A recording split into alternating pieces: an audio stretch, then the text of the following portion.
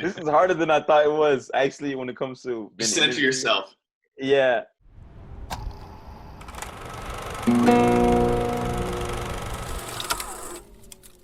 Hi, my name is Moses Lawi, and I'm the director and co-writer for the film Unfinished. This unfinished movie, what is this movie about?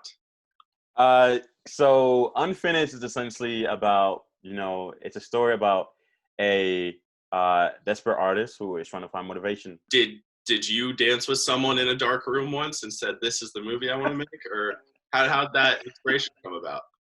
So it was Keegan and Bethany, uh, two of my other co-writers. We sat down and we're like, okay, what can we come up with that, you know, that is very, very, moving, but has dance in it too as well, and it has to do with somebody finding motivation. Moses, director of Unfinished. What was the vibe on the Unfinished set like? So the vibe for Unfinished set and whatnot, it was really, really warm. I we all sort of like knew we wanted to sort of like create something that was very, very sweet and very, very gentle and whatnot, and everybody was really, really, really, really nice overall. You know, there weren't exactly any like negative energy that was on set. You know, when it comes down to creating something that's very, very sweet and very, very heartwarming, you try to make sure there's no exactly any negative energy that's that is like on set, I guess, in a way. So we try to make sure that we all came, very, very positive, and everybody sort of like did come very, very positive on set. Um, and yeah, the actors were really, really amazing. They're also really, really encouraging. Um, they knew exactly what to do, immediately, when they got on set. So yeah, it was really, really great. So So you wanted the vibe on set to reflect the vibe that you were trying to create for the film. yeah, Really yeah, cool yeah, approach. Was yeah. there anything in particular that you did that helped achieve that, that you could maybe pass on to other young filmmakers if they're shooting for a similar aesthetic or tone? Yeah. No, it's literally, I guess, like respecting like other people, I guess, in a way and whatnot, and literally always having like a positive like attitude as a director and whatnot. You always want to make sure you have this positive energy and whatnot, because if you are the director or the AD and whatnot, your energy reflects everybody else. I want to ask who the unsung hero of set was. Someone that was on the crew, maybe, that doesn't get a lot of attention, but was absolutely essential to making Unfinished what it was. I guess in a way, like that person's likely wasn't likely on set, but you know, the music was very, very important. Like, this person wasn't exactly on set, and everybody else on set was very, very amazing and whatnot. You know, but the music overall, uh, Izzy Hyman, the composer for Unfinished, um, like he literally drove the whole entire like film with his music. You know, with the subtlety and whatnot.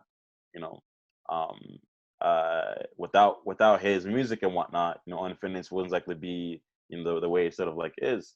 You know, because it drove the whole entire story. The music itself had a narrative too as well. Well, what's the process like of being a director and working with a composer?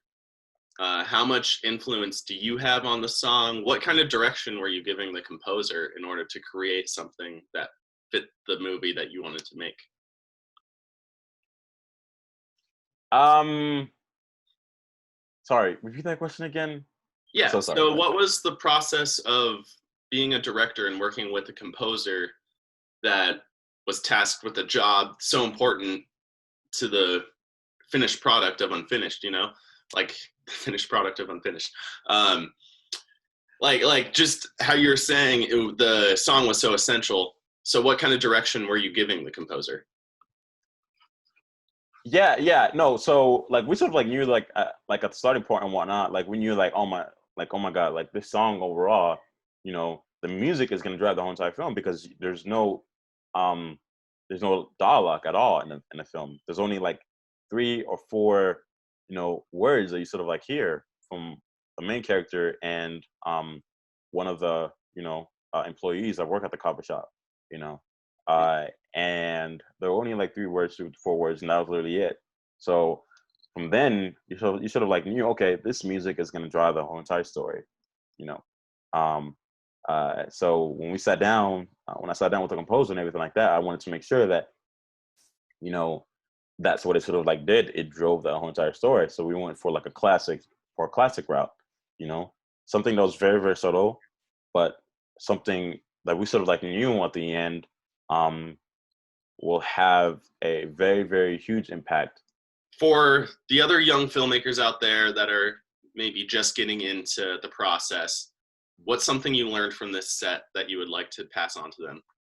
There are some times where you don't exactly get what you sort of like want, you know, I guess in a way, you know, as a director and whatnot, or as a filmmaker in general, whatever you sort of like do, you know, at times you will learn that you don't get what you want, you know, and it's okay. But at the end of the day, you know, you learn from that.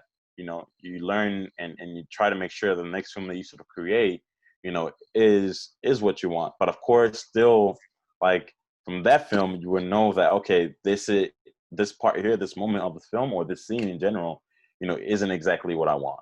So just moving forward in general is just understanding that you don't exactly get what you want, you know, and there's some things you might have to change in the process Right. when moving forward when creating a film. So not because uh, not because there's something wrong and whatnot, because you have to like adapt, I guess, in a way. So adapt to changes, accept the random challenges that'll be thrown at you, and just take them in stride. Is that what you're telling them? Yeah, no, you're gonna come across, to some like challenges in some moments that you're like, oh man, this is exactly what I want. But you take that and you use that, because at the end of the day, when you actually go to the editing stage, when you actually cut it together, you can find beauty in that. So Totally. Well, Moses, the man, the myth, the visionary, legend, man of a million smiles. Thanks for coming on. yeah, It was great talking with you. And hopefully everyone kind of learned a thing or two about your process. I think you have a really unique process, and especially showing that through Unfinished and its unique narrative structure was a great way to highlight you as a person as well. yeah. Thank you so much, man. I really, really appreciate that. And yeah, thank you. And I hope people enjoy it.